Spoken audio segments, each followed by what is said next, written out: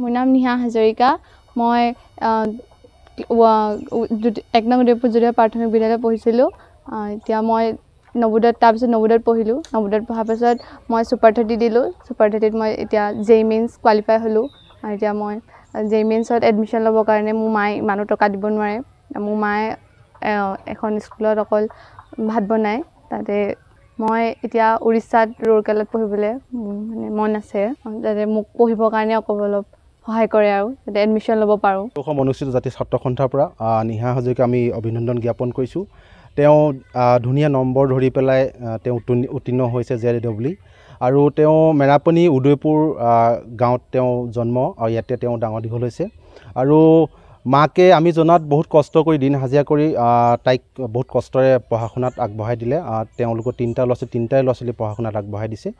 আৰু দিন হাজিৰা কৰাৰ এটা মানুহগৰাকীয়ে বিপদত পৰিছে, তাৰ কাৰণটো হ'ল তেওঁলোক আৰ্থিক হিচাপে একেবাৰে দৰিদ্ৰ ৰেখাৰ তলত আছে। তেওঁলোক আপোনালোকে নিশ্চয় দেখা পাব।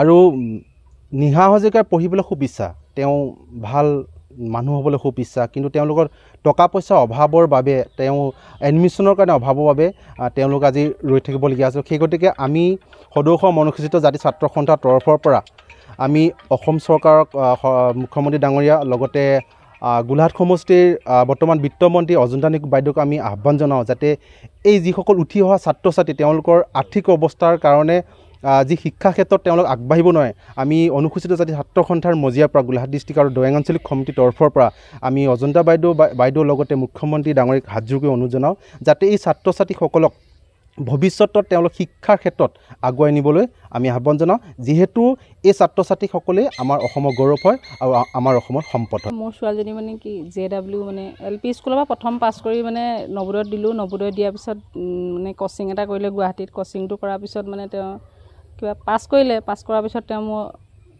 পঢ়িবলৈ অলপ অসুবিধা হৈছে। JW কোচিঙত পাছ কৰাৰ পিছত ভাল নম্বৰ লৈ পাছ কৰিলে ছোৱালীজনী। বৰ্তমান এতিয়া পঢ়িবলৈ অলপ অসুবিধা, টকা পইচা অসুবিধা। মই অন্তত দিন হাজিৰা কৰোঁ, স্কুলত এখন ভাত ৰান্ধনি কৰোঁ। তাৰপিছত তাৰ উপৰিও মই বেলেগ ক'ৰবাত কিবা পাৰিলে দুটা কাম কৰোঁ। 3টা ল'ৰা ছোৱালীক পঢ়োৱাৰ পিছত এওঁ মানে ইমানখিনি পৰ্যায় পালেগৈ। ইমানখিনি পৰ্যায় পোৱাৰ পিছত মই এতিয়া অলপ অসুবিধা হৈছে, টকা পইচা অসুবিধা। এডমিশ্যন ল'বলৈ অলপ বেছি পইচা লাগে। ছোৱালীজনী পঢ়িবলৈও আশা আছিলে, তাৰ বিনিময়ত মোক কোনো সহায় সহযোগিতা কৰি আৰু মই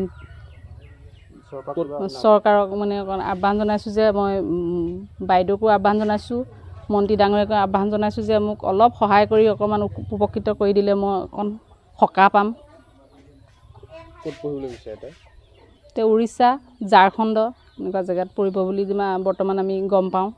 নাম লগাবলৈ অলপ অসুবিধা হৈছে, মানে টকা অলপ বেছি লাগে, অলপ পইচা অলপমান। মইতো ইমানখিনি যোগাৰ কৰিব নোৱাৰোঁ।